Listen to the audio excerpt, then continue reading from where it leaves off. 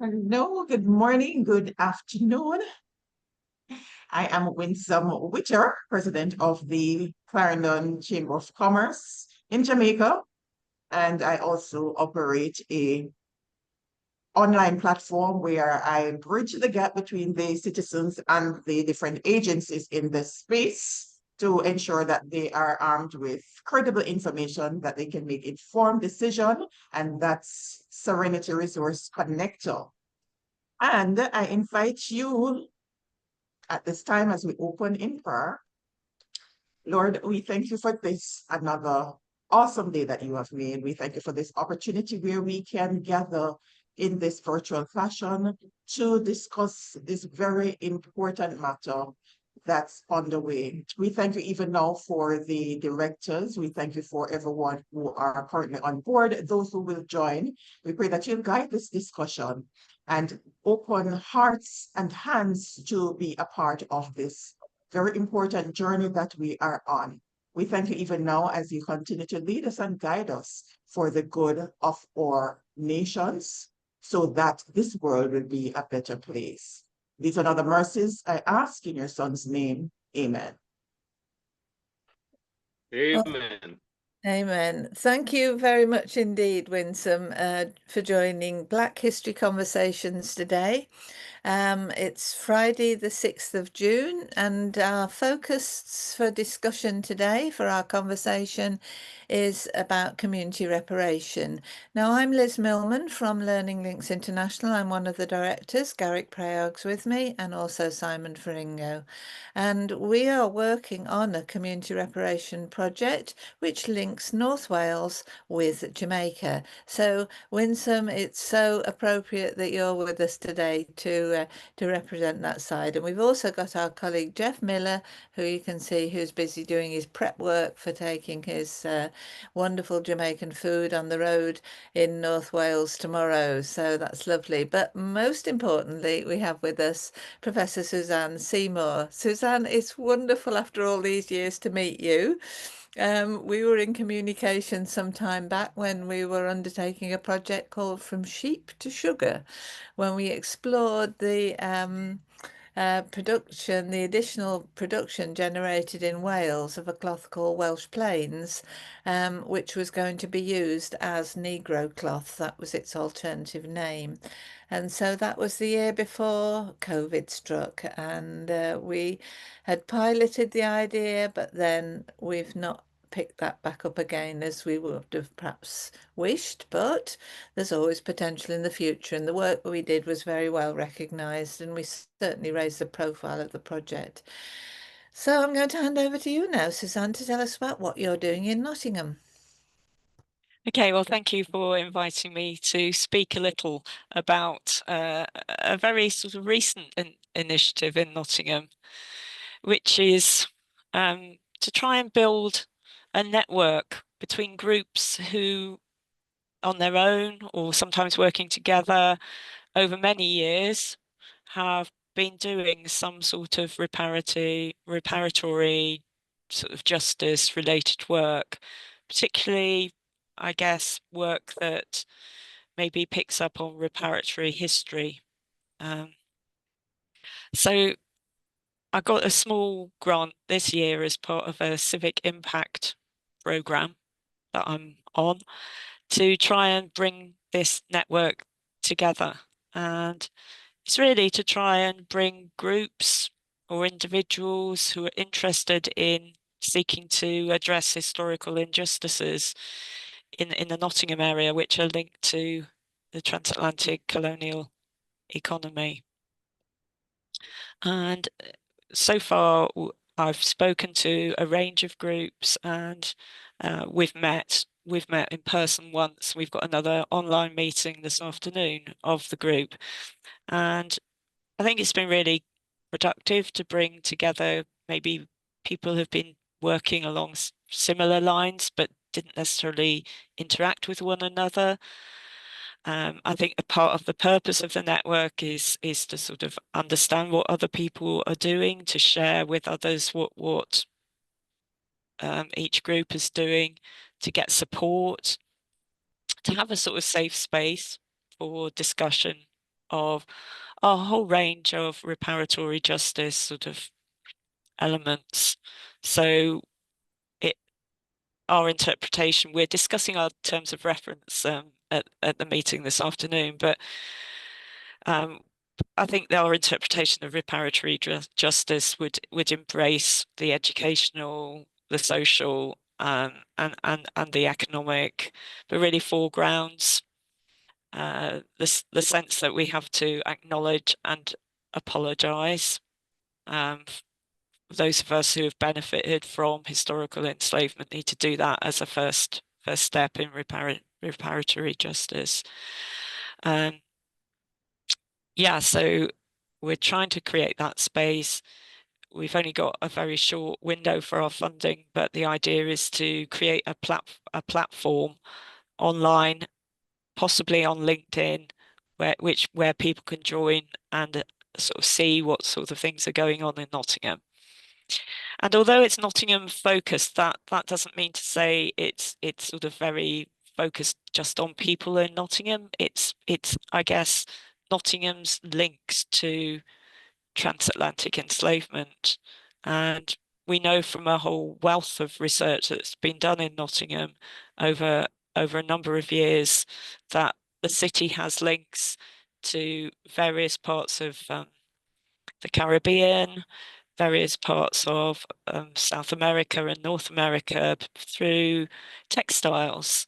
So I've been involved with a project called Global Cotton Connections since 2014, working with a community group, particularly a community group called Legacy Makers, and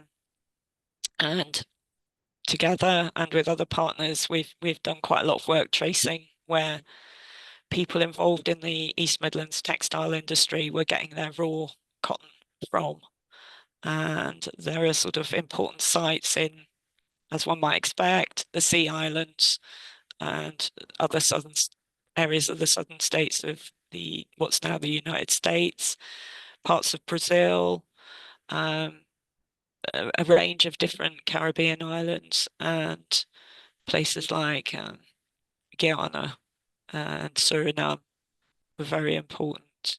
So we know we've got those connections. We're looking to make connections with the groups, with groups whose ancestors were involved in the production of that cotton. So far, we've got a connection with people who run a small museum in Carriacou, which was an important site for cotton in the late 18th century. And we're looking to develop wider links around that. And I guess one of the things that's happened very recently in Nottingham that Legacy Makers and artist Rachel Carter have been involved with is the installation of a statue commemorating women involved in this textile industry. So the statue shows two women. One is a representation of an enslaved woman of African descent who would have been involuntarily involved in the production of raw cotton, and the other figure represents a white female mill worker.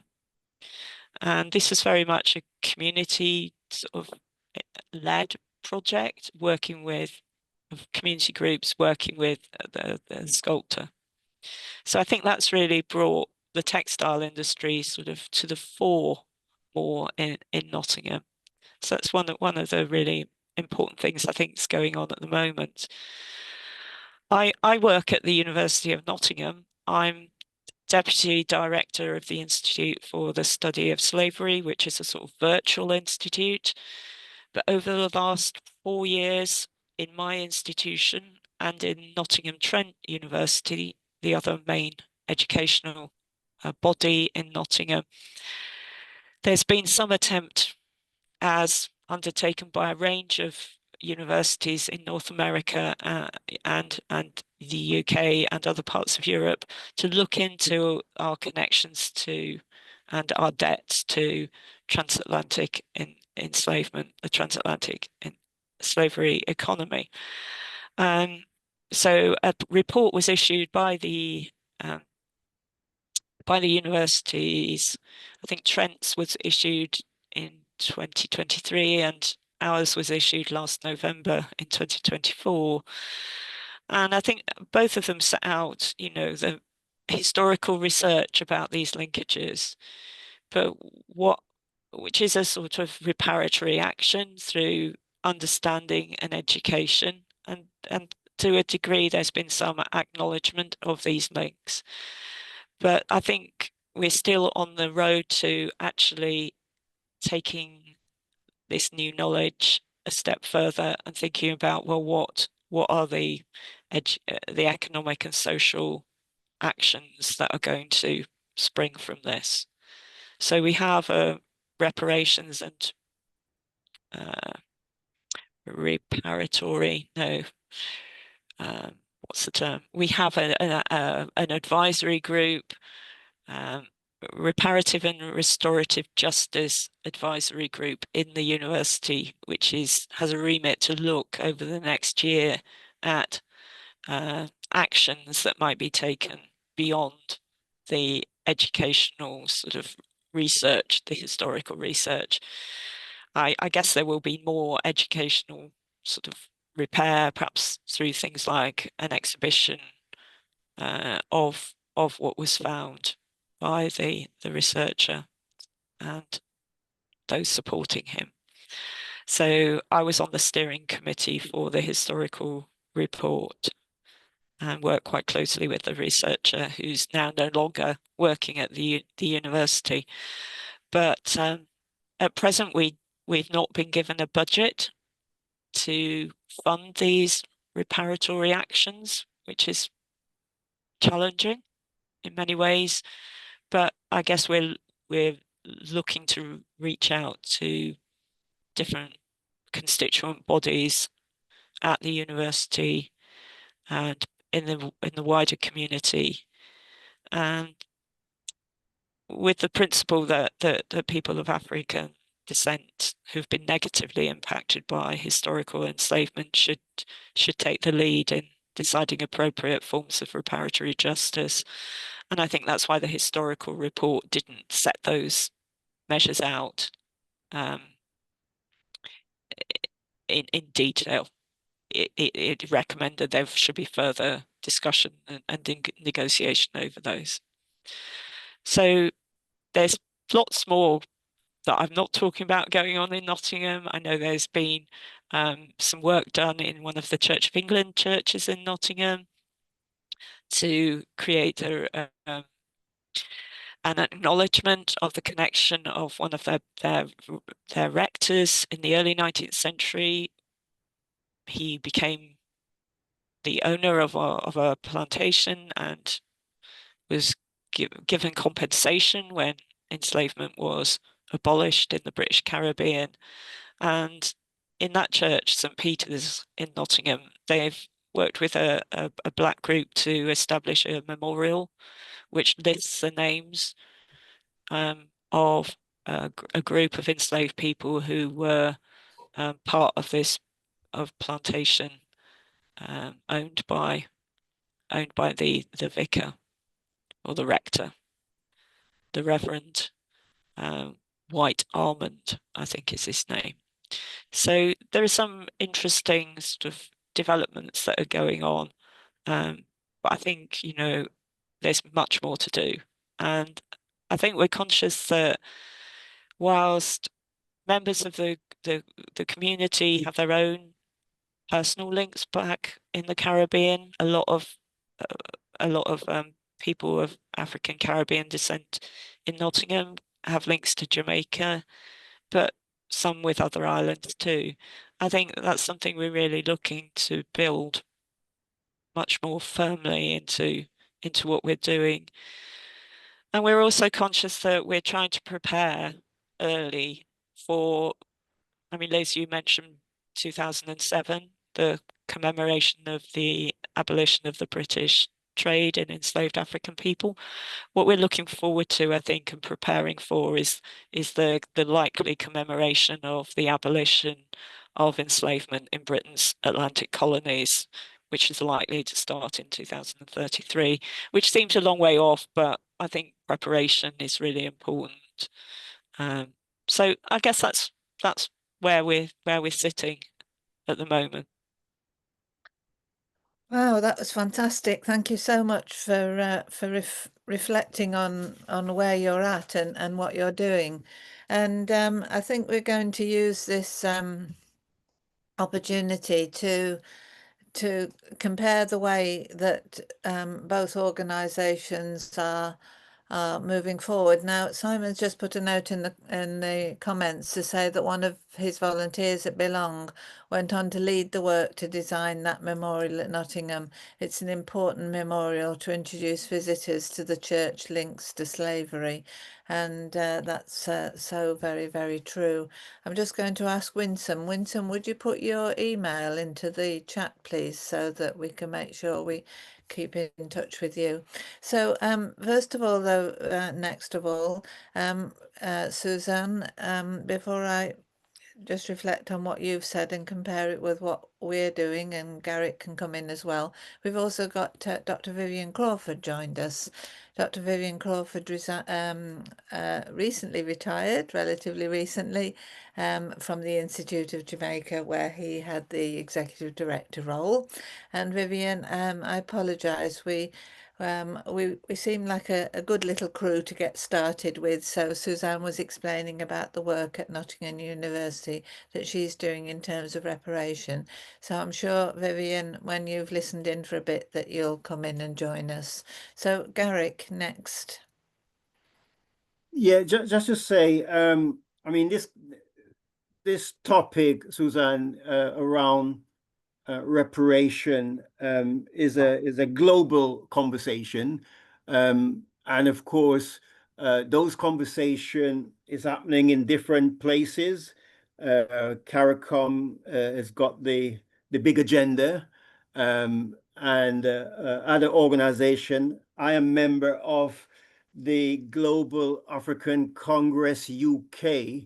That's a Pan-African organization, and reparation is at the heart of what they do. There are organizations very specific dealing with reparation, solely with reparation. But I just wanted to talk about a couple of things you mentioned, because before this session, when I knew you were coming in to speak, I had a quick look to see what some of your work was about, and in particular, cotton. And I saw, the work you're doing around engaging community around cotton. Now, of course, we know that cotton was a big income generator for the UK and for particular families. So in Manchester, as we know, Manchester, King Cotton. Liverpool, we have the Cotton Exchange, and we know how that came about, the history of cotton and fabric, etc. But you did mention Scotland, and I know we've got colleagues in Scotland, particularly in Glasgow University, where reparation has not just been a conversation, but they're actually doing something about reparation and the commitment of actually, delivering something. And in particular, one of the main driver in Scotland is a good colleague of ours, is Sir Jeff Palmer. Has done a lot of work in Glasgow, in Edinburgh, and so forth. And those. I think Glasgow is probably a good example of literally responding and doing something and making a commitment to do something. And I would hope that other cities and other universities will follow through those examples. But at least the conversation have started. Now, clearly, for us in Learning Links and from Black History Conversation, we sort of focus on what we can do in a practical way in terms of community. And so, you know, that word community reparation is quite unique because it may be that, I don't know if we invented it, but it's quite unique to the work we're doing. And, you know, that is making those connections with North Wales and with Jamaica. And so we're doing practical things and not being led by, you know, the people or the merchant who made the wealth, but been led by individual, you know, people. So that is a good way to go. So I think there's some learning that we can share across, you know, Nottingham and what we're doing in North Wales.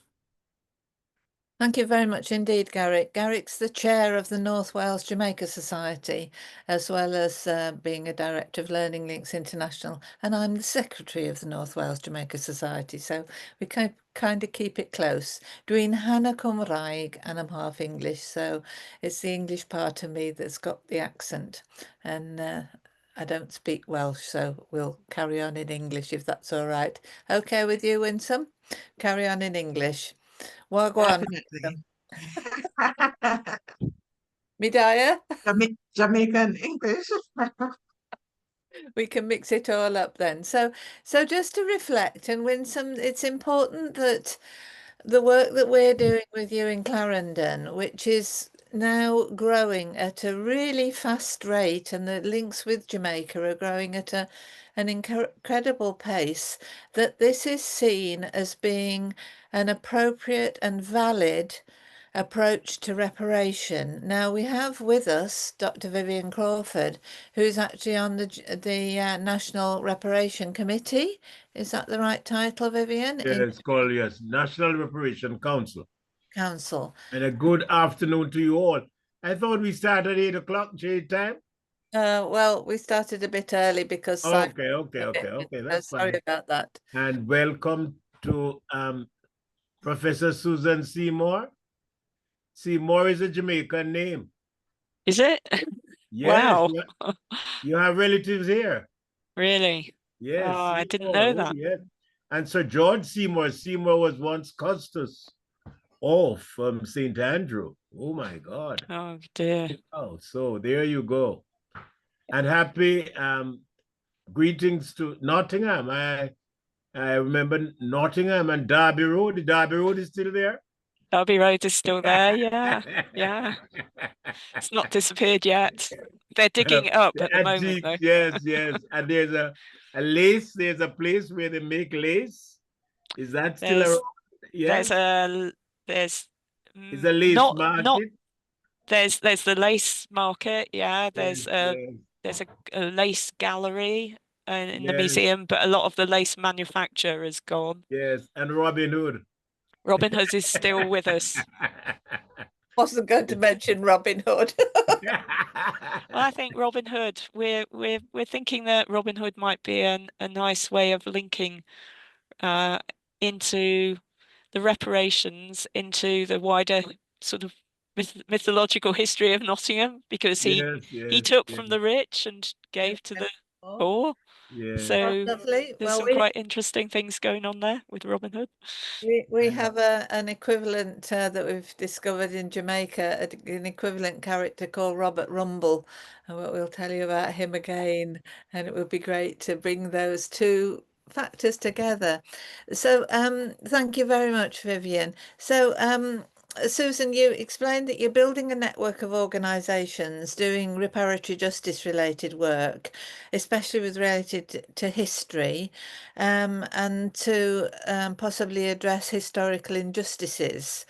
I'm just going to reflect straight away on that, because here in Bangor, this morning I was on meeting with yet another colleague, because we are looking to build a group in Bangor called, probably called Bangor Partnerships or Partneriaeth Bangor, where we're building a network of organisations doing different social activities. I can't say that everybody will be involved in reparatory justice related work, but certainly a big percentage from the involvement that we've got in this will be about reparatory justice related work. For example, we're getting repurposed fire engines over to Jamaica. We're working on school links with Jamaican schools. You know, the world changed in COVID when we learned how to use Zoom. You know, I'm talking to you in real time now, and you're all around Britain and all around Jamaica. It's just amazing. And sometimes when I'm speaking, I'm in Australia, and it's still same time for everybody when we're talking. Quite amazing. So we're also looking at civic links. We've made a link with the Maypen and Winsome. You understand about this as the president of the Clarendon Chamber of Commerce. We have this formal link now started between the mayors of Maypen and the mayor of Bangor, the mayor of Maypen and the mayor of Bangor. And we're looking to how we can consolidate those links. The council have agreed initially that they will work to build bridges of friendship. And this is something that might interest you, Susanne, because in order to work with people, I've always felt you need to know them. And if you're friends with them as well, that's even better. So the Building Bridges of Friendship is a proposed 5-year initiative in Bangor before the city's twin. Maypen isn't called a city, even though it's 3 times bigger than Bangor. But Bangor is called a city because we have the oldest cathedral in Wales, celebrating 1,500 years this year. So we also have a focus on the historical link, which for us is absolutely key in this area. In this area of North Wales, we have a very large castle, which was built in the 1800s, about 1828, sometime round about then. It's called Penrhyn Castle. It's probably the largest folly that was ever built, certainly in Wales, and it was built to show off the wealth that the Pennant family had generated from their plantations in Jamaica. And there's no gentler way of putting it than that. Winsome, it's a very hard thing to recognise that the ancestors whose names we are now discovering on the slave registers in Bangor archives, the ancestors enabled the family to become extraordinarily wealthy. The family was called Pennant, and they are now called Douglas Pennant. It's a hyphenated surname. They are still treated with respect and reverence, and they are still very wealthy. There is a Lord Penrhyn. He doesn't have anything to do with Wales anymore. He's far, far distant and trying to keep himself out of the discussion about reparation. Anyway, in North Wales, there is a great deal of antagonism against this building. This building is a National Trust property now. The family had to give it to the National Trust in lieu of death duties.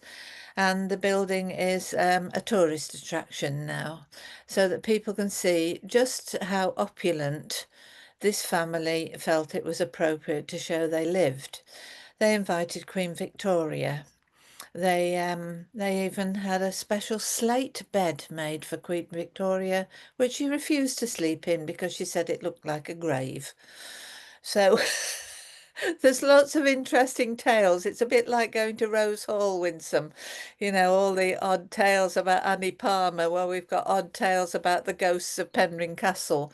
But local people genuinely, my father, genuinely,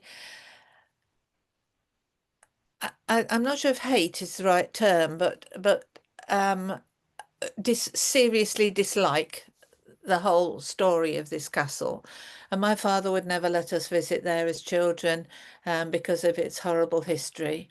The family also treated its local workers, the slave quarrymen, equally badly, and their families suffered terribly during a strike in 1900 to 1904. It was then the longest strike in British industrial history.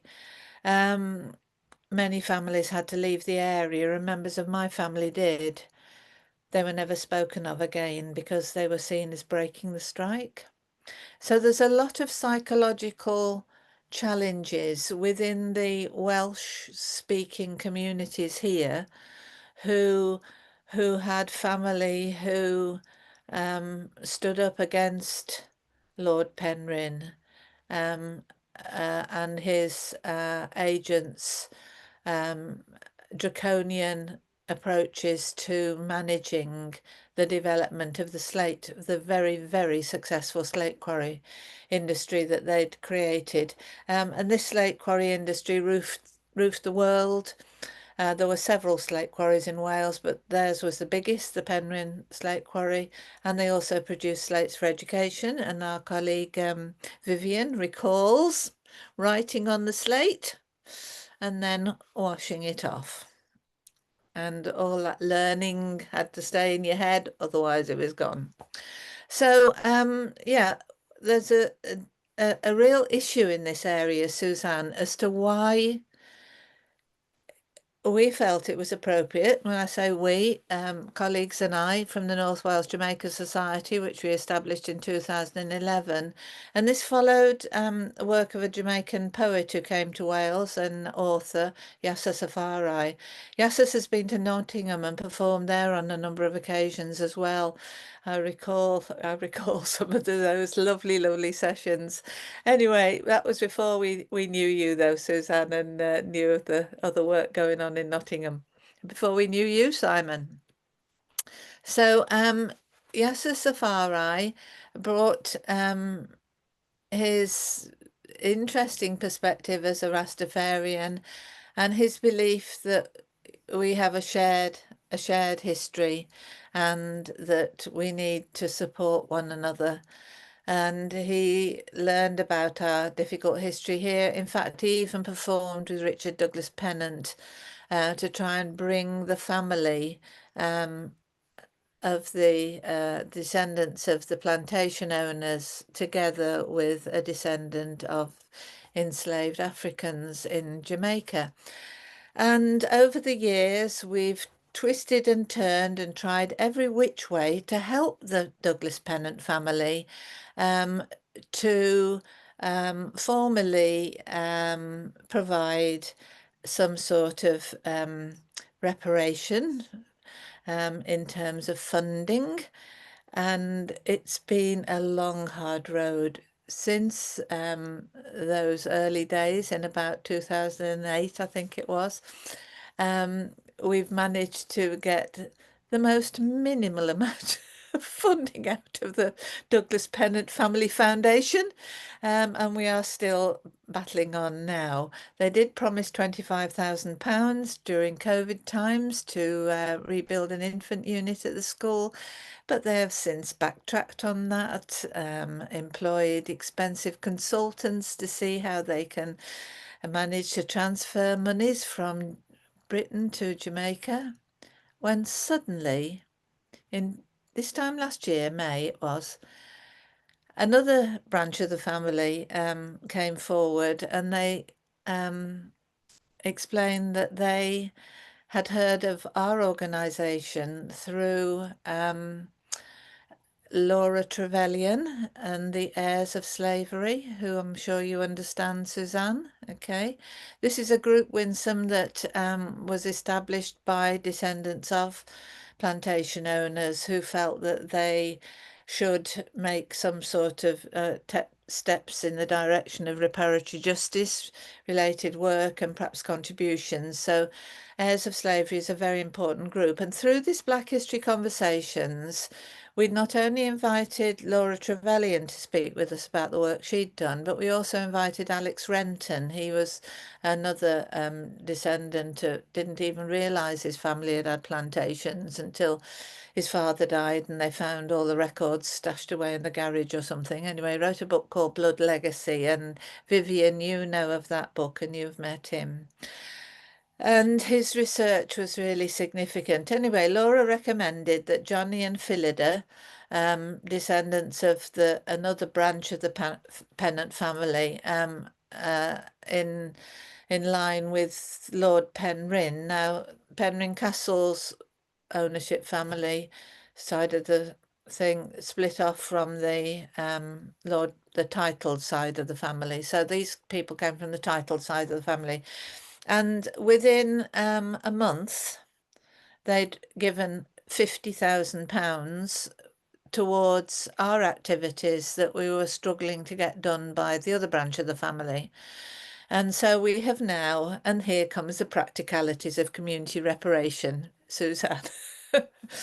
We've now got new toilets at the basic school in Pennants, where there is great hilarity amongst the little boys because there is a little urinal which has running water. Now, they don't have running water, tap water in Pennants. The running water comes from a tank of rainwater collected, but apparently the new toilets that flush are such a revolution that these little kids just are spending more time out of the classroom than they are in. So that's caused a bit of a challenge to the teachers there. But anyway, the story of the toilets.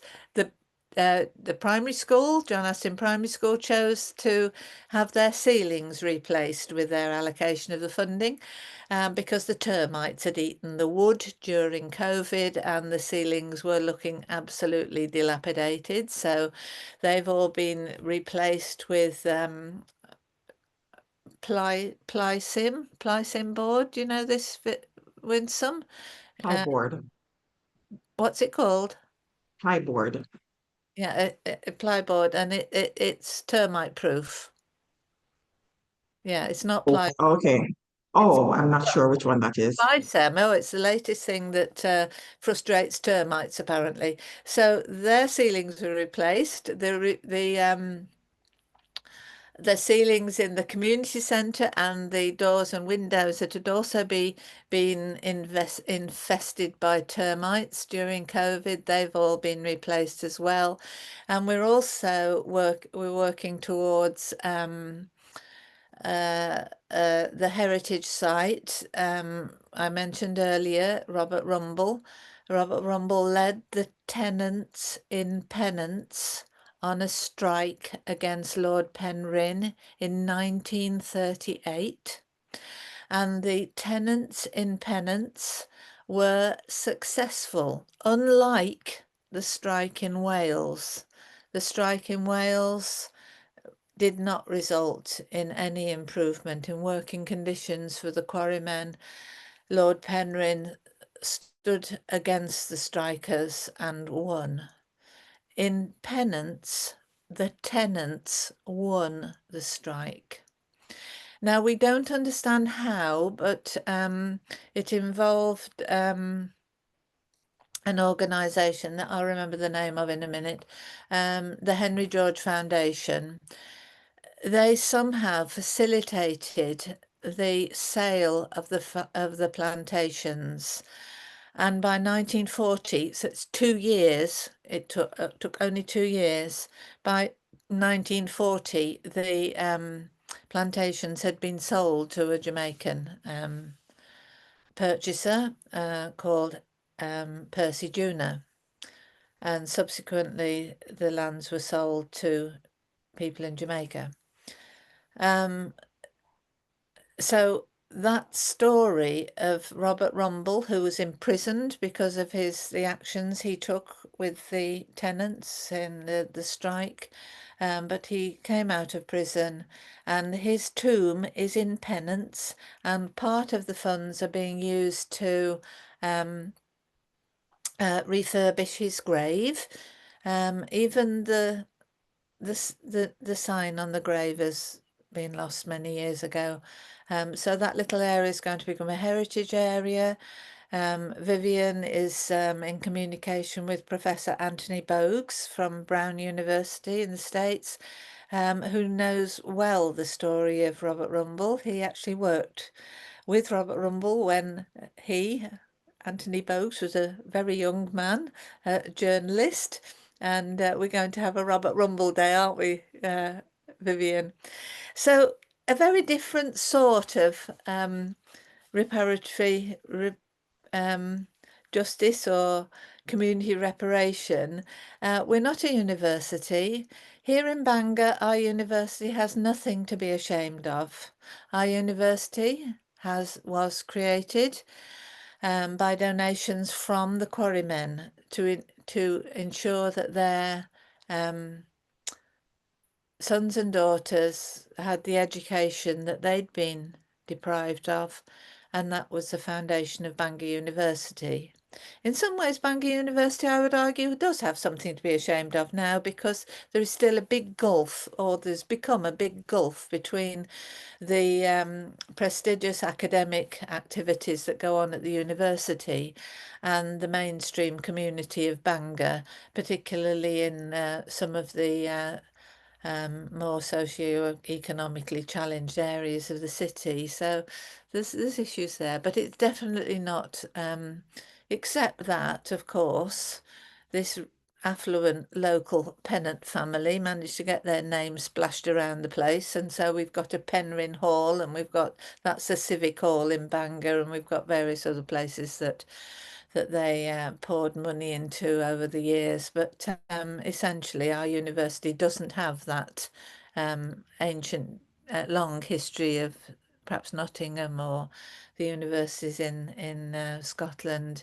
that can link directly with plantation ownership. Ours has got a different story. But what our university has got is possibly the best collection of plantation management papers anywhere, I would argue.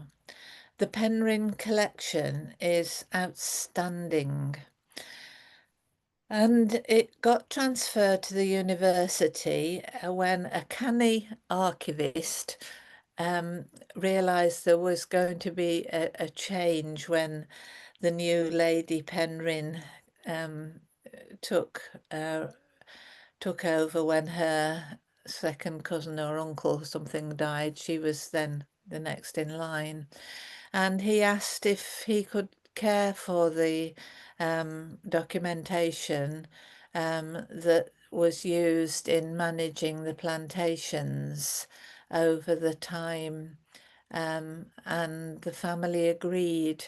And when the High Commissioner, the Jamaican High Commissioner, came to Bangor 2018, I think it was, he thanked the family for giving their papers, because in those papers, Winsome, we've got the names of your ancestors if you came from Clarendon. One of our team, Leslie Evans, has painstakingly recorded off the handwritten registers all the names of those enslaved workers on the plantation report and the slave registers and so many other things. Now, Suzanne, you've just put a note in the chat here to say we can read about the reports of Nottingham universities via this news items with links to full reports. So jolly good. That's really lovely and helpful. Thank you very much indeed for that. So, all right, where were we then? So, we're looking at all these records.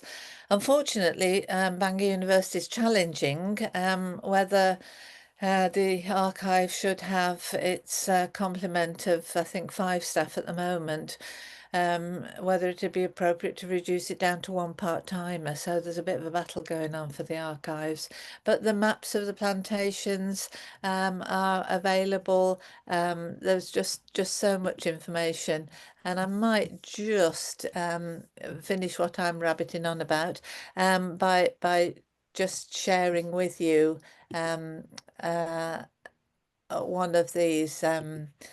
one of these illustrations, because it really is quite stunning. Okay, so can I share the screen, Simon? Yeah, it looks like it. So, folks, this is one map in an enormous collection of plantation management papers held by Bangor University. And this is actually the Denby Showground site, Winsome. You see the River Meno here? Yeah, there were two plantations apparently. I think this one was the new Denby, and over here was the old Denby. And here we've got the little illustrations of the village where the enslaved people lived on that plantation. And I can't just pick it out here, but somewhere there's Mr. Shickle's house is marked on here somewhere. Maybe here, maybe this is where the sugar boiling activity went on, and all these little plots are all the places where the sugar cane was planted. And Winsome, we have the names of all the enslaved workers. And Leslie's also able to, she's a family historian, she's able to track these through time.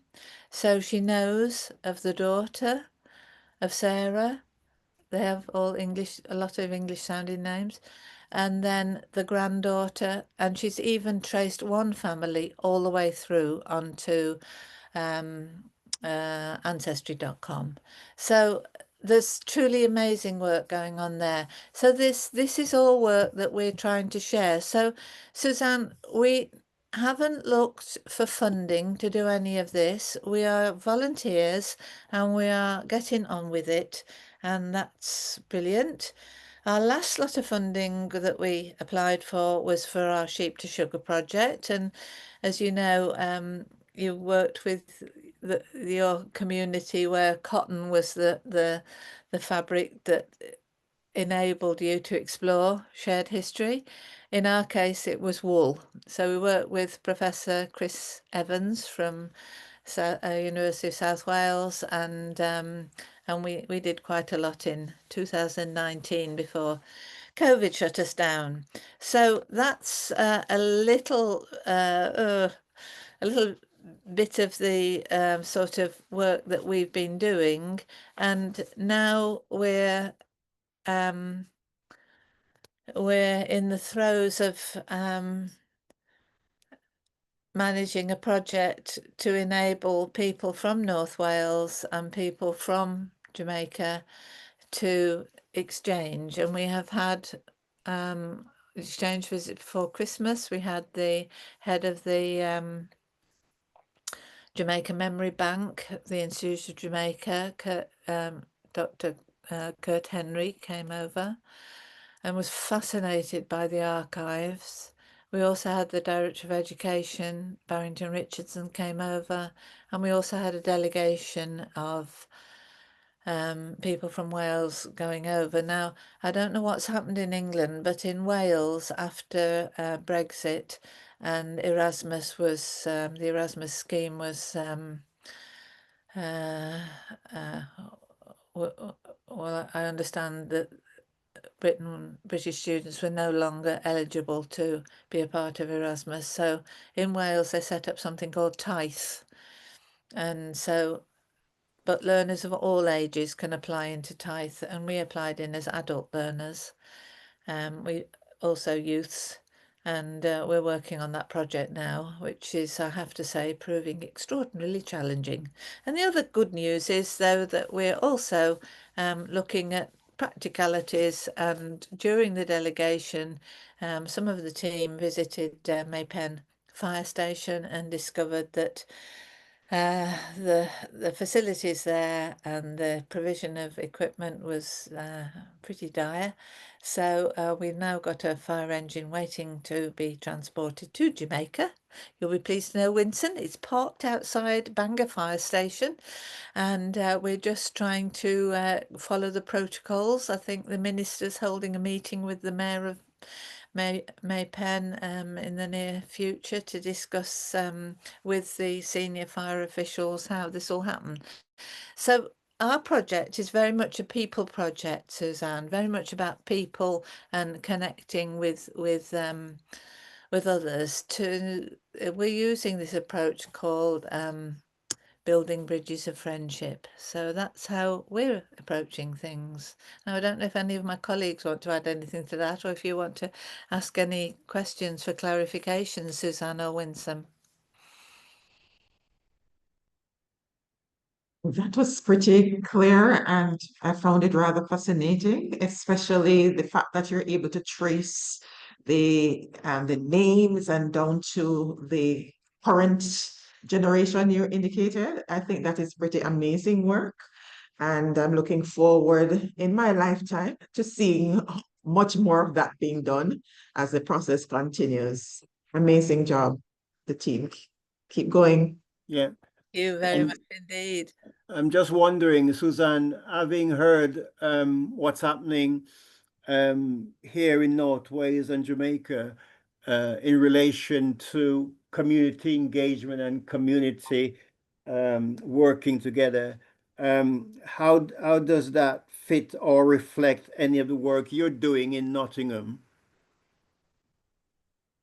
Yeah, I think it's, I think what we've done so far has been to try and bring the Nottingham-based community of African Caribbean descent into conversations with academics, with heritage managers, and to make that sort of impact here. What I don't think we've done so much. We've had a little bit of this, but not. I think this is where we're really looking to grow the work, is having stronger links with descendant groups in the Caribbean and in other sites connected through this transatlantic trade to Nottingham. So I think I mentioned that we've had some contacts through to descendants to a Caribbean museum in the small island of Carriacou. So a couple of people that we got to know had done that tracing that Liz was talking about, and they'd found that their ancestors were enslaved and laboured upon a plantation, which was a cotton plantation in the late 18th century on Carriacou, which we've identified as supplying cotton to a big mill-owning family in Derbyshire called the Struts. And so we've done a little work there, and I think I'm hopeful that's going to be picked up next year by the Belper civic authorities. There's a commemoration of the founder of this family, Jedediah Strutt, the mill owner, and they want to try and bring into that a conversation about, some sort of reparatory action by linking up with the community in Carriacou, which was devastated by hurricane in, I think, 2024, and the museum was destroyed. All right. And so I think that's one way in which this Belper community might be progressing. I think with Legacy Makers, the community group I've worked most with in Nottingham, I think what we're really looking to do more of is to try and connect with communities that we know had connections, like via plantation ownership with Nottingham. So we did quite a lot of work at a country estate called Newstead Abbey, which is famous because the poet Lord Byron owned it at one point. And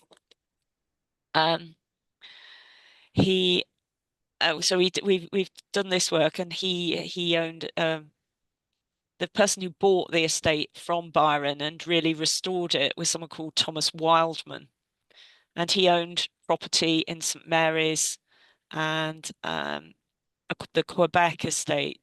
So I think it's those types of links which we're also interested in making with communities from those very specific locales.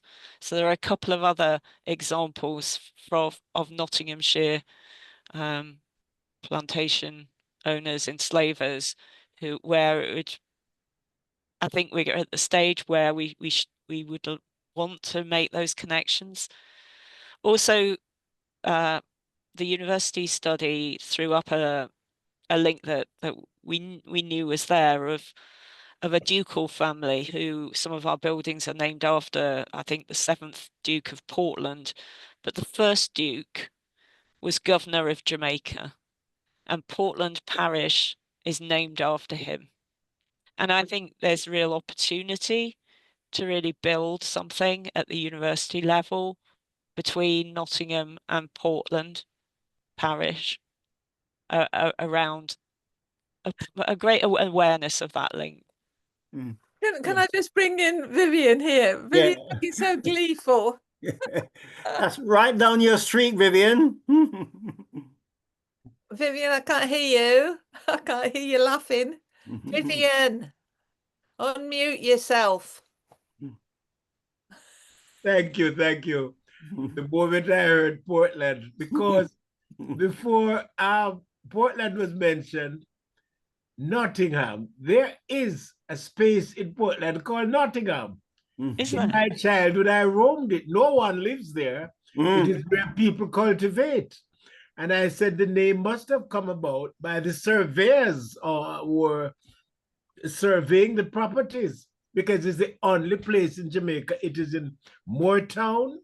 When you go to Portland, is a part of Moortown, a maroon community that Nanny was able to get from the British for us. So Nottingham, I grew up knowing Nottingham and going to Nottingham.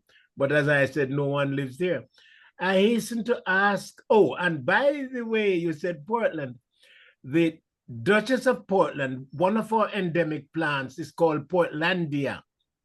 You can Google it. It's a bell-shaped flower plant, and it's called Portlandia and it's named after the Duchess of Portland, because the records show she was a botanist, and the plant was first identified in Clarendon in 1753, the parish of Clarendon, and named after the Duchess of Portland, of course. I hasten, though, to ask Susanne, with this journey of reparation, with this journey of mutual understanding, of regrets and reunion, I hasten to ask, what is going on in terms of education with regard to enslavement in the UK? Because Lord Anthony Gifford, he gave up his position in the House of Lords and came and joined us in Jamaica with regard to the Reparation Council. And he pointed out that at Winchester College that he attended, in high school, nobody learned about anything about enslavement. Africa was seen as quote unquote dark continent. Why all this was hidden? There was a university at Timbuktu. Was it a mystery that the pyramids were built, etc., etc.? What is going on now with this generation about education? In my time, it was a slate, and as quickly as it was written, it was cleaned off. What is the continuity now of education with regard to enslavement? Is it something still buried under the carpet? My understanding is at school level, it's part of the compulsory education, but it's how it's actually dealt with, I think, which is still controversial. You know, how you can teach it in a way which doesn't make people of African descent feel they're being just labeled with having enslaved ancestry. You know, it's that wider issue, Vivian, you were talking about, that, you know, about recognizing the wider history of Africa, They had no choice. They should. Yeah. It's how it is taught. Because we had no choice. We came in chains. We had no choice. Yeah. Good people. And Nanny of the Maroons showed it to them that we were no fools. The British had to sign a treaty with us So how could they sign a treaty with a fool if they were so powerful? The Britain ruled the waves, Britannia ruled the waves, but they could not rule the bushes of Portland. Wow. So I don't really have so much to do with the education at school level, but I know that this is discussed in the amongst the volunteers quite a lot, and how things have changed. But a concern that you have to keep working at that to make sure it's done in a sensitive way. At university level, well, there is some teaching, but my experience at this university is that it's not sort of highly sort of supported. Like our institute is not very well supported by the university, so which is very unfortunate. Thank you for your sincerity. Well, thank you. Yeah. Yes. Unfortunately, I'm going to have to leave. Okay, can we just ask Winsome to come in finally then, Susanne, before you leave? Yes, before Susan leave, just wanted to share that I know there's a conversation taking place between JAMPRO, agent that's based in the UK, and Portland regarding a connection with Boston. So that would be a very interesting space to start, Susanne, engaging with JAMPRO for that connection with Nottingham in Portland. And But just to sorry, add, you said Boston? Boston, there is a Boston in the UK as well. Yes, So Lincolnshire. Lincolnshire, right? Yeah. That's it. What is going on? Yes. Yeah, and Vivian, you would know because Boston is where Errol Flynn had their estate. Yeah, but Right? Boston in Portland Yeah, is and by Baker. I tell people that I literally lived on the Flynn estate, helping the family with the horses. But Boston in Jamaica is named after Boston in the United States of America by Baker, who was the banana who transported the bananas to America. Yeah, yeah. The United Right, Fruit Company. let's just formally thank Susanne What's very going much on? indeed for your contribution. Susanne, thank you for joining us today, and hopefully we can stay in touch, Susanne, Yeah. over the That's to forthcoming return. Yeah. months Thank you. and years, Thank and you. see if we can find others who are also, I think two common threads are community reparation and with a historical link. It's not just a sort of an out of the blue guilt trip. It's looking to explore the shared history and perhaps to see how both sides can benefit from that. And that's very much what we're about. And we're eternally grateful, I have to say, in Wales to Jamaica, because we have a big Welsh reggae scene, and that's something we need to explore some more of. So yes, it's wonderful. Thank you so much, Susanne, and I'm so glad to have met you in person. Wonderful. Thank Thank you, you. everyone. Great to meet you. I've put my email address Yes, in the we've seen chat. that. Yeah, lovely. Okay. Thank you very much. Okay. Thanks. Lovely Bye. then. Bye bye now. So Bye-bye. much, Susanne. Thank you. And welcome to Elliot Maddox, who's joined us. Elliot's the wonderful gentleman who's performing miracles, going to perform miracles with the with the Black History Conversations website. So today's been a really good conversation, Elliot. We've been talking about community reparation, so it's been really, really useful.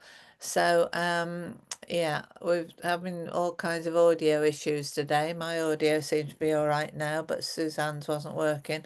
I'm looking back through the chat. So for those of you who are interested to know more about the Legacy Makers project in Nottingham, it's https://legacy makers home legacy makers home makers Yeah, it's in the chat. Just home download it. Yeah. I'm not sure how easy it is for people who are watching the recording, though, whether they Mm, see the chat as well. mm. Legacymakers.home.blog/. That's really interesting as well. Yeah. And we can read about the Nottingham University.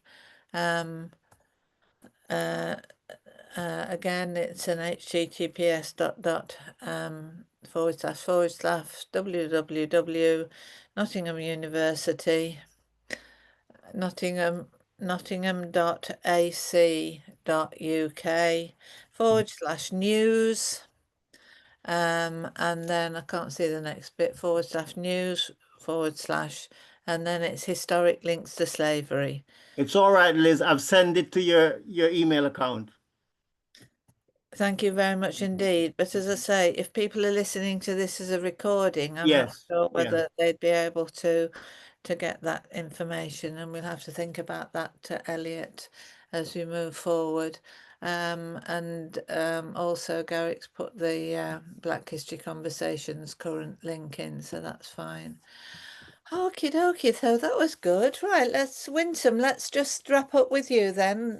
What thoughts have you had from joining this session today? Winsome, are you there? Yeah. Yes, I am. My apologies. All right, The you're probably call's doing 6 coming. other things. Okay, and we do appreciate the fact that people have to do other things during Zoom conversations, like eat breakfast, have conversations with other people, but so long as we follow the rules, it's okay. Yes. So, Winsome, I was just asking, what out of this session, then, what are the main takeaways for you?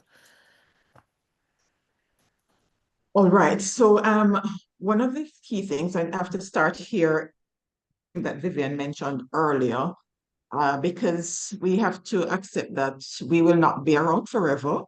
And if we want this work to continue, the space that we really want to engage would be through especially the universities. And yes, we're trying to find a palatable way to do it. But the reality is, I believe our younger generation are quite intrigued about what exactly happened. We have a number who are interested in that. So put it out there, and so that we can get these young people interested so they can carry on the work that has been started here for sustainability. Getting more hands on deck, you'll get more buy-in, especially in tracing, because I'm really intrigued about the genealogy. And because if we're talking about reparation, then we're going to have all of that in terms of tracing who are the people who would be entitled to this reparation. And unless we're able to identify these people, then I mean, it's really pointless, because how do you ensure that the people who are supposed to benefit truly benefit?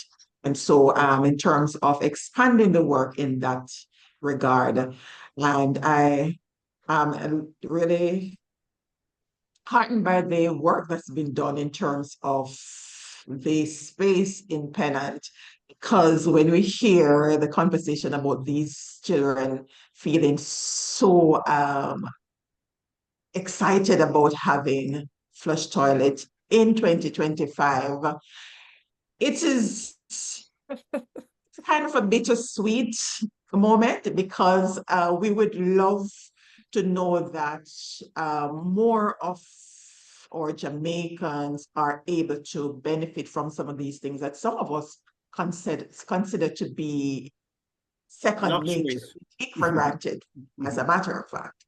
So I believe that is very, very awesome. And if we're able to get more of this going, I must say, I love the community focused approach.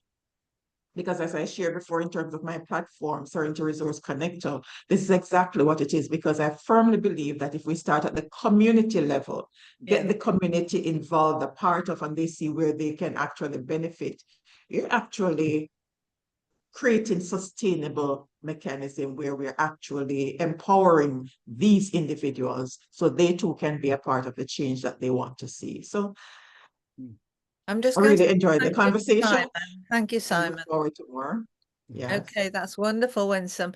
And I think it's just the down to earthness of our project that I really love. I always start with the toilets, you know, we can talk about the other things. I mean, one of the things we didn't mention was that the funding also paid to complete the funding payments for one of the community members who found herself in difficulties and couldn't graduate from her social work training. So we were able to, well, we challenged the family actually, and they were able to provide the funds for that. That was good. Okay then. Well, I'm just coming to you in a moment, Elliot. But Vivian, is there anything else you want to add about the whole community reparation thing and having Suzanne here today to share what they're doing from a university perspective?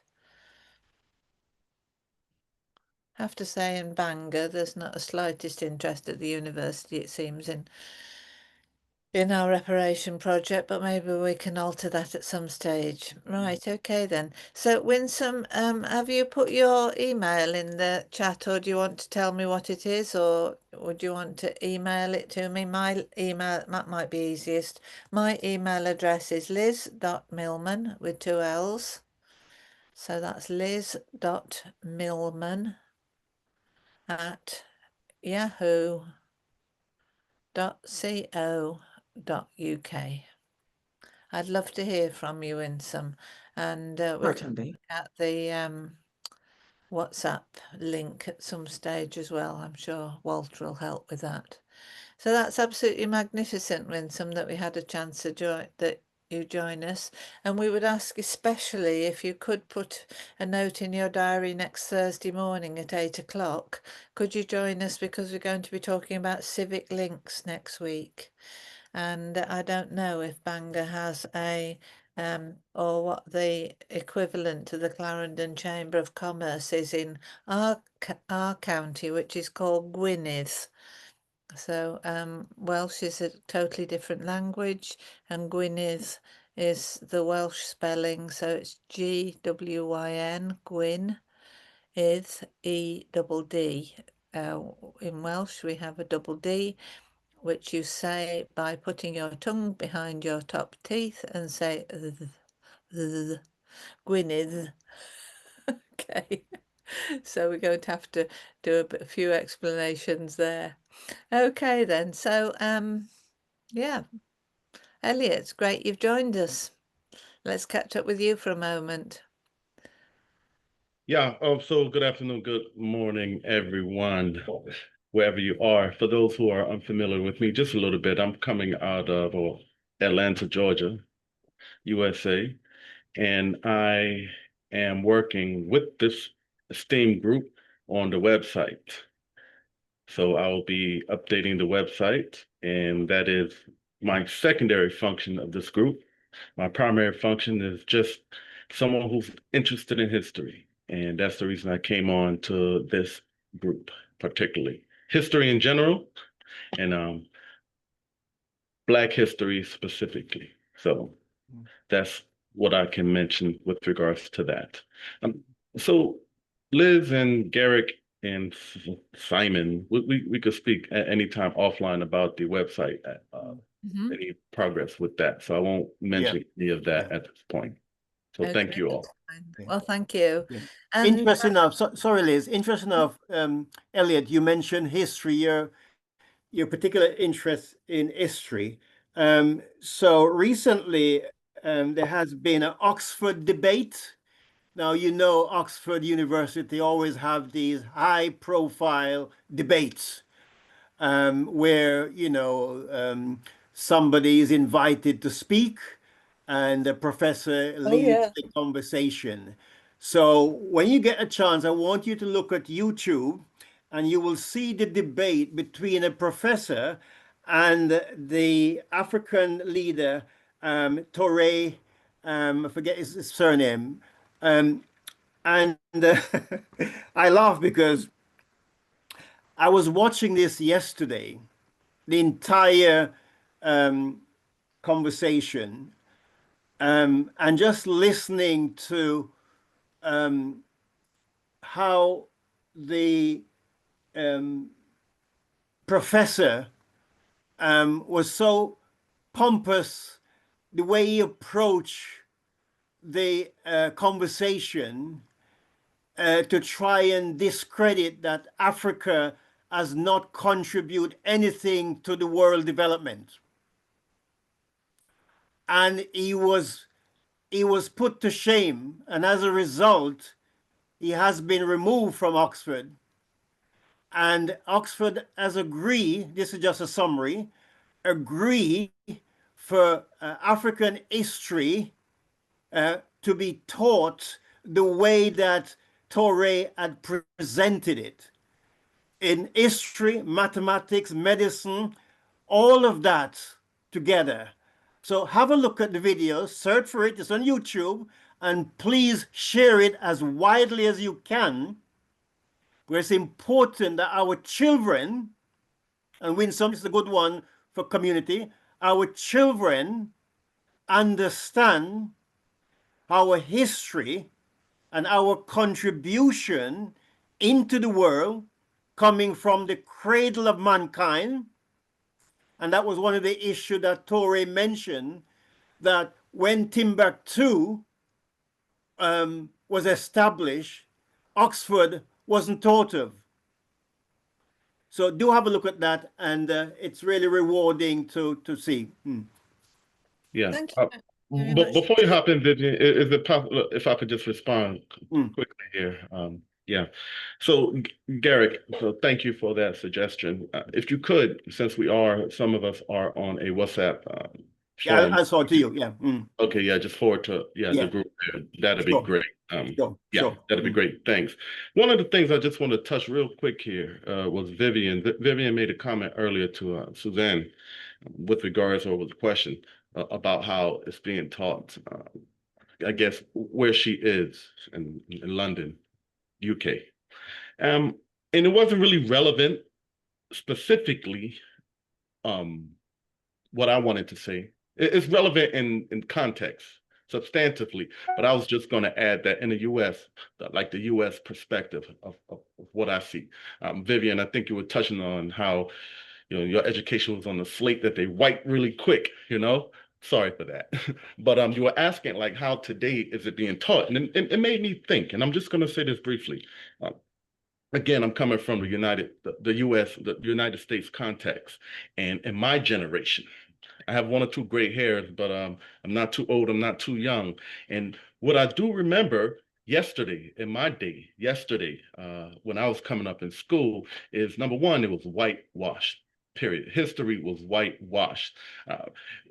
Regardless, I was in the public school. I'm not really sure what they taught in private school. I can't really imagine it was so much more in depth. But in a public school setting, when I was coming up, they were, and I will go ahead and say that was like 80s, 90s when I was in primary and secondary, 80s and 90s. And it was whitewashed. They only really taught us about one or two or three people who, I guess, the system, the United States government felt comfortable with. I'll toss out some names I'm pretty sure some of you are very familiar with. Like Martin Luther King was always pushed to us because I guess they wanted us to like mimic him in some way. And there was a lady named Rosa Parks. She was one. We rarely talked about Harriet Tubman. And even when we did speak about Harriet Tubman, was a great revolutionary who apparently freed some enslaved people in the 1800s. They never really gave the full vision of what she was saying. And of course, they tossed in the great so-called emancipator, Abraham Lincoln, because apparently he freed all of us, which, when you delve into history, you see that is not the case, right? Not at all. So that's how it was taught to me. However, today, most recently, especially with the Trump administration, they are actually shuttering Black history, and they're saying that they want it removed from all schools because it is making white students feel some kind of remorse or regret, make them feel like they're less than. So it is a major campaign that is shutting down books and shutting down the teaching of Black history, among some other subjects, but but I'm focused on Black history because that's what the context of our conversations are about. So it's very disheartening from the United States side, but it's not really new to kind of to to hide history, right? So that's why these conversations are very important. What you're saying, Garrick, and what Oxford University, they're stand in solidarity. I would like to see it, but I stand with them with regards to that, because that is more of the action that we need. Truth must prevail. So whether it is in forums like this or forums like whatever conversations that had happened at Oxford or wherever they may be, truth must prevail regardless. And we can't go back in time and sanitize it. And I think that's not even that I think. The actions here in the United States shows that's what they're trying to do. To what ends? I mean, I don't want to pontificate on that. I have my ideas, but I don't want to pontificate on that. So I just wanted to address that. Thank you. Thank you Very very good. much Yeah. indeed, Elliot. Your points are just so valid.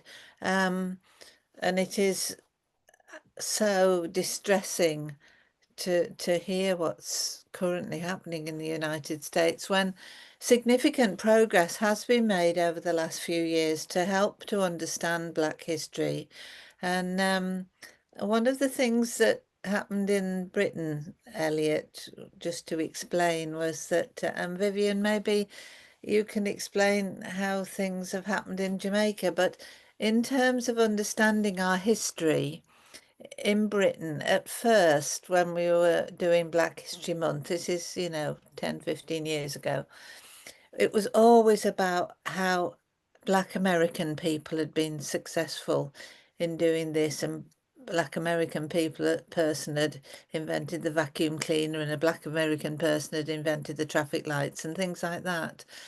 And then gradually in the UK, our understanding of the outstanding contributions of Black people to the UK in terms of people living in the UK began to grow, and it's been really interesting, Garrick, I think, to see how that confidence has grown, that we now recognize, Professor Stuart Hall as being, a fantastic historian, and we recognize the achievements of, I don't know, Sir Lenny Henry, with his wonderful ability to be able to perform and present. There's just, they're just two off the top of my head, but it's quite different, because otherwise we were just hearing regurgitations of American Black history. And one of the things I feel is, though, that in the UK we've kind of lost the link to understand American Black history. And when I first started, this is me personally, when I first started exploring the shared history with Jamaica and the UK some years ago, I really, really focused on that. And I really don't know the history of when Suzanne mentioned the link with Carriacou. I didn't even know where Carriacou was. So I think there are stories of Black history like Tulsa that I'd never heard of. And I think many British people know more now about our colonial history than we do know about American Black history, because, you weren't part of the British Empire. So we've been concentrating on our guilt trip with the British Empire, let alone the other opportunity, the other histories, like the history of America and the history of other places that were caused by those years of attempts at global domination. Yeah. But you're right, Liz, because at one time, all the role models was coming from America in terms of, those Black. But over the years, I mean, since Black history became a focus in Britain and sort of an annual event, and the push to make it 365, we've been focusing more on a contribution of Black British history, and there are some very specific history, you know, that people who from the Commonwealth, born in Britain, contributed to Britain in the history. And some of that goes back to the Windrush generation, who was contributed to British society. And so, you know, the British history is different from the American history. And of course, you know, and abolition was outlawed. You know, it was still going on in America. So it was a longer period for people to get their freedom, and Brazil much longer for people in Brazil to get their freedom. But if you look at Brazil now as a country, and I always say, where do you see the Black African people in Brazil? When you see a Brazilian, what color is their skin? They're very much the Portuguese skin color. And the Black people in Brazil are still not getting the opportunity that they deserve in employment, in housing, in all the other areas. So even in 2025, Brazil has still got a division according to race. Thank you very much indeed. Vivian, yeah. Yes, I wanted to say that with regard to that Oxford professor, it isn't that that professor doesn't believe that Africa has contributed to the world. The professor cannot accept. And that, for me, about life is a tragedy. When we cannot accept a situation. Because that professor jolly well knows of Cecil Rhodes and the wealth of Africa to Oxford and the founding of the Rhodes Scholarship. That professor would have known that Barbados sustained one of the colleges of Oxford from the returns of Barbados. So when in life we know and we cannot accept, that is a tragedy. Thank you. Yeah, and I think you're absolutely right, because that was one of the points that the debate finishes on, wasn't it? Because, you know, here we are, it's almost a contradiction. So here we are, we've got Africa as, you know, a continent, the cradle of mankind and civilization, and yet they've not contributed anything. Now, does that make any sense? Not at all. Sorry, on the religious note, I never missed the point that what I was not taught, or it was written on my slate to be wiped off, is that a religious sense. The angel appeared to Joseph and Mary by night and said, take the child to Africa. Is when I became an adult, the reality of that hit me. Take the child to Africa. In my time, I was told Egypt, so I thought Egypt was a place up in the sky. I didn't know it was Africa. So when we can't accept certain realities, there are the contradictions. Yes. Really interesting. Garrett, can I just ask you, have you dated that video? Is it really recent, or is it something from Well, it is fairly recent because, and I don't know the exact date, I was trying to establish what date it was recorded. So for those of you who haven't seen it, I only saw half of it, and then I pressed some button and it disappeared. Yeah, so according to the YouTube text, it says it's fairly recent, in the sense, when I say recent, in the sense of this year and not previous year. Because it is absolutely shocking. It is truly shocking to hear a professor at a university as prestigious as Oxford to speak in such a denigrating and snidey way about the contribution or lack of contribution from the African subcontinent. And we also in Britain, and this is perhaps information for those of you who are not in Britain at the moment, but you probably know it anyway, Vivian.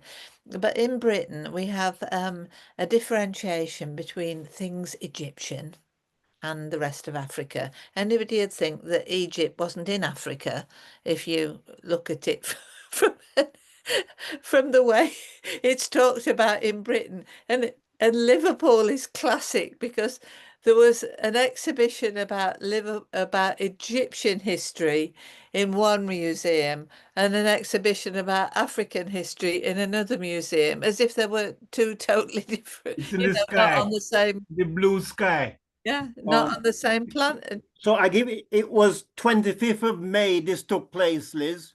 This year. This year, 25th of May 2025 was the Oxford debate. Truly shocking. So do try and have a look at that. So okay then, so we'll go around the screen and say our last things that we want to contribute. So Elliot, do you want to come in first? Yeah, I'll just end on a couple of things that some of you said and make it really brief. So I'll start. Liz, this last part that you mentioned about history, Egyptian history being taught differently from African history, definitely that seems to be a worldwide phenomenon, unfortunately. And it ties in with what Vivian was saying, the difference between accepting and belief, right? A lot of people cannot accept that Africans had one of the first and greatest civilization ever, and it still stands. They don't want to accept that Black people were part of that. They just don't want to accept it. And I think it may come out of it's fear. Number one is fear of change. Europeans, and I mean all white people, even those white Americans, European have been preferred throughout the world on many aspects throughout life. That is undeniable. And it's not demonizing Europeans or white people, it's just telling the truth. And in this life, we have to tell the truth. We owe it to ourselves, the ancestors, and we owe it to the ones coming after us, the children and the future generations. If we allow lies to pass, what have we done with our time? So for me, I recognize that in these people who have the power, the wealth, the influential power, media, controlling governments, if many of them are whites or Europeans, not all, but many of them, if they concede to some of these facts, they may feel that they may lose a bit of prestige with what they consider their birthright, whatever came along with them being white. They may feel like, okay, we're no longer special. But unfortunately, in order to maintain that dominance, we put our foot, or they put their foot on the neck of other people. So in the sense, in order for them to stand up, they're suppressing other people. So yes, by admitting these truths and sharing them, they will come down a bit. But it's not that they're being submerged. They're just also uplifting everyone on the so-called plane of equality that we say exists. Okay? And that's important. They got to come down a bit. And it's not really them coming down. It's bringing everyone up. And then we all benefit from an equal tide. All right? So that's the way I see it. And ignorance is bliss for a lot of people. I get that. And I realize that knowledge is a blessing and a burden. Once you have knowledge, you got to do something with it. You can't just have it and do nothing. Because if you have knowledge and do nothing, it's the same thing as being ignorant. You should have never had it in the first place, right? Yeah. So I'm going to sign off on that. All the best. Oh, sorry, one last note. Some of you were speaking about how you were... a lot of history came from Black America. Black history came from Black American accomplishments. And I get that. Again, it speaks to the people who control the media and whatever they wanted to push through, right? America has an amazing marketing department as a whole. They keep pushing things and people accept them. Fine. There's a saying in South Africa, local is lacquer. And the word lacquer means great. Local is great. So I'm very happy to hear local stories of Black people, wherever you all are, whether it's Clarendon or Jamaica throughout, whether it's in London, UK throughout, because these are stories I've never heard of. Okay? I've never heard of it. And it's very important that all of these stories get out, that people we're able to share. Because I just can't see, I don't think many things throughout the world are different for Black people, no matter where we were. Okay, I can't imagine that. It can't be. It cannot be true, right? So I'm gonna sign up on that. Thank you all. I'll see you next Thanks time. for that, Elliot. Yeah, much appreciated. Yeah. We're sending 2 parties for you. Thank you, Elliot. It's lovely to be talking to you about our passion. We'll get round to the website at some stage. Oh, here comes Yeah, the Vivian. mango. Okay. Yours. Mine is large, yeah. Look at my one. You see Wisdom. how beautiful it is? Look how beautiful it is. Look at the color. Look at the color. Wisdom, Wisdom's eyes. This one is ready to Have you eat. got a mango there? Ready to eat. I'm going to eat this today. Ready to eat. Oh, this is so lovely. We have an ongoing thing, Winsome, about the mango. And a bit of rivalry before who's got the best mango. That's wonderful. So, Winsome, your last reflections then, please. Last reflections. It was an absolute pleasure being here. I learned quite a lot. I'm happy to contribute to the conversation. Picking up where Elliot left off, what I've noticed through history is the ability of our race to rise above circumstances, situation. And I believe that by virtue of the space that we're in, where we're connecting from different time zones, and we're able to make a difference, irrespective of the oppositions that's rampant in mainstream society. And so, again, I applaud the work that's been done through the different organizations and the support, because the conversations are happening just about in all the local development meetings in Clarendon. So more people are hearing about it. And I look forward to hosting Liz and others on my platform in Community Corner, where we can share more so our local people, the wider community, can get an appreciation of what is being done. And the fact that Liz here leading out is another awesome thing that's happening. Because I'm sure that's not what people would expect to see. Right, you leading out in this space, and I think that is absolutely amazing, and it's a rich part of the changes that are taking place. I'm here for it.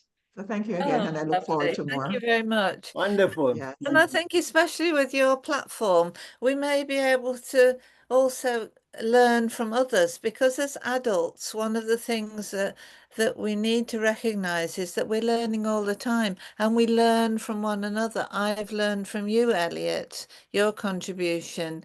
I'm learning from you, Winsome, and some of your listeners, for example, might come from Coatis Pen, which we are desperate to try and find out more about, because again, that was one of these plantations. But we're focusing very much on these. I think there's about 6 or 7 plantations that this one family owned, and by holding on to that perspective and seeing how far we can go with it, I think that's valuable.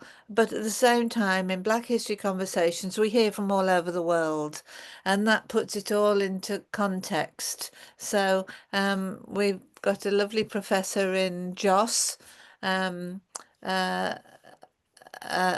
joins us from time to time to tell us what's happening in Nigeria with getting history, the stories of the communities. he's been looking at those things. We've got just so many things been going on. You can only imagine 150 episodes since the dark and dismal days of COVID when we had to keep ourselves entertained. All right then.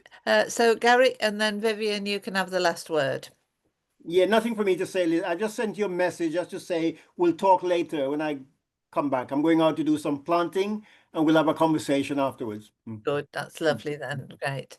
Okay, Vivian, over to you.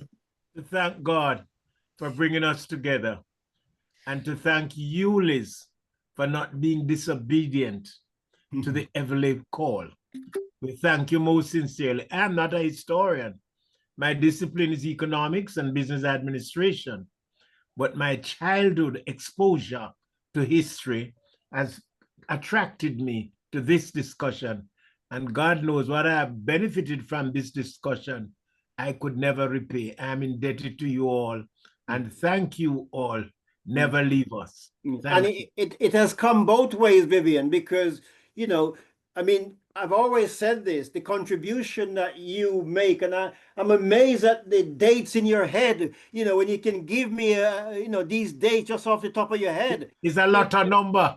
These numbers, yes, you know, it's a lot of numbers, you know, it's just brilliant because, see, those dates just make things come to life. You see, those dates are so important. Yeah. It's good that We've got Jeff here. Much appreciated. Yeah. Yeah. So Jeff, it's not long till you go over to Jamaica, so we're so much looking forward to your trip over there and catching up with people. It's really wonderful with a group of young people who will be coming down to Clarendon, Winsome, and I hope that you'll be able to meet them. We'll make some arrangements when we get the I plans. hope I can get some home.